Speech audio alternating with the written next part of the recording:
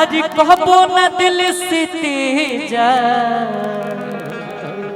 ममता के अनमोल खजाना हरि कहबो न दिल से तेजा कुहू केला हरिदम बेटा खाती माई करी जा।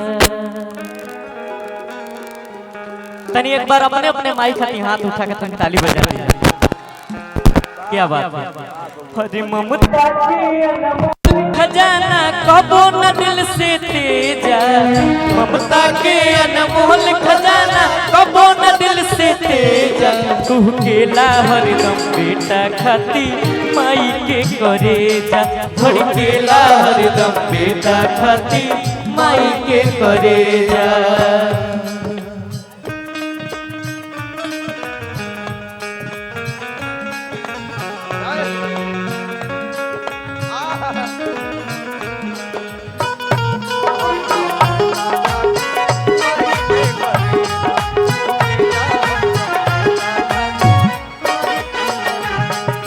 ए भैया आज हम जौन कहानी सुनाओ तनी अपना माई से सुन ले बानी कि माई के ममता का होला और बेटा के दिल का होला। सुनी ध्यान से सुनी लो भाई एगो बेटा के कहानी मनमोहनी के जाल में पड़ के कैलस बड़ा नादानी।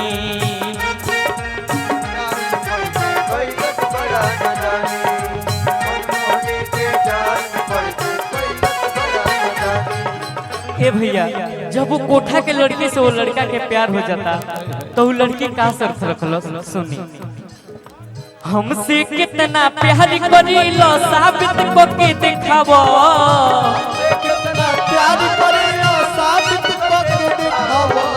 हमसे कितना प्यार करीलो साबित को के दिखावो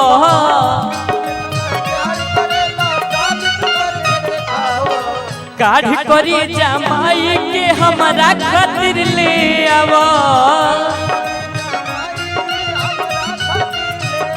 वो लड़का कहलस बस इतना छोटा सा बात मनमोहनी के जाल में पड़ के घर पर कमी न आइल काहे मुंह झुराइल तोहर हो खबलाल भुखाइल।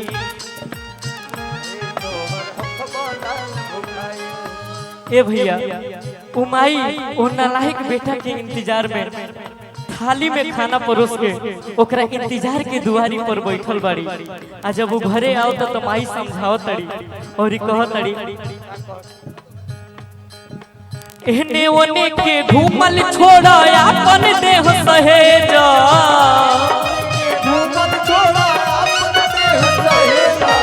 एहने ओने के घूमल छोड़ा अपन देह सहेज।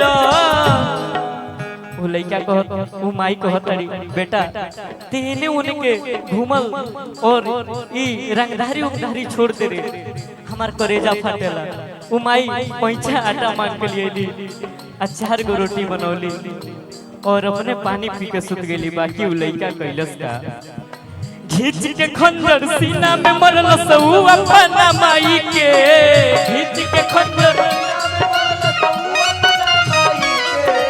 घींच के खंजर सीना में मरलस ऊ अपना माई के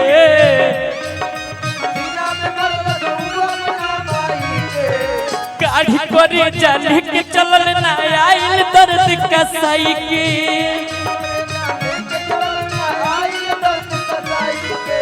जब वो करेजा लेके जाता और ठोकर से करेजा गिरता तो करेजा से का आवाज आता बेटा हो तोहके चोटी कहीं तो ना लागल बेटा हो तोहके चोट कहीं तो ना लागल।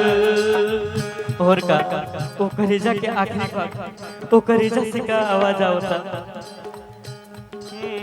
जहाँ जाए के बात के जल्दी उठा के ले जा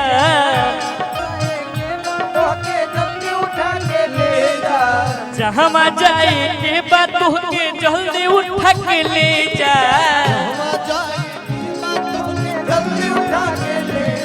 कुहकेला हरदम बेटा खाती माई के करेजा भड़केला हरदम बेटा खाती माई के करेजा।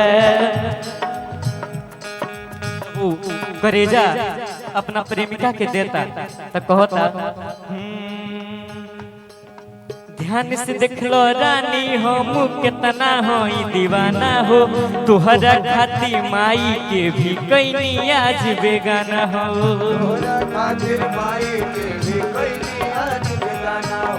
तुहरा खातिर माई के भी कईनी आज बेगाना हो। उल्टा ठोकर मार के कहतिया कि अरे नालायक बेशरम चुतिया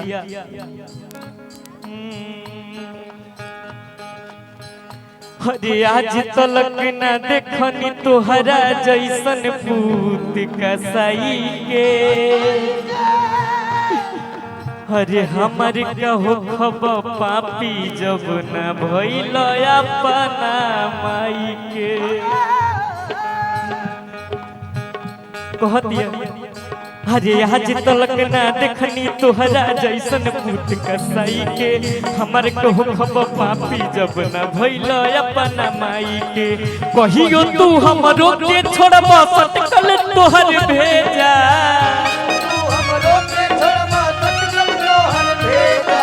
कहियो तू हमरो के छोड़ब सटकल तोहर भेजा कुहकेला हरदम बेटा खाती माई के करेजा भड़केला हरदम बेटा खाती माई के करेजा कुहकेला हरदम बेटा खाती माई के करेजा कुहकेला हरदम बेटा खाती माई के करेजा।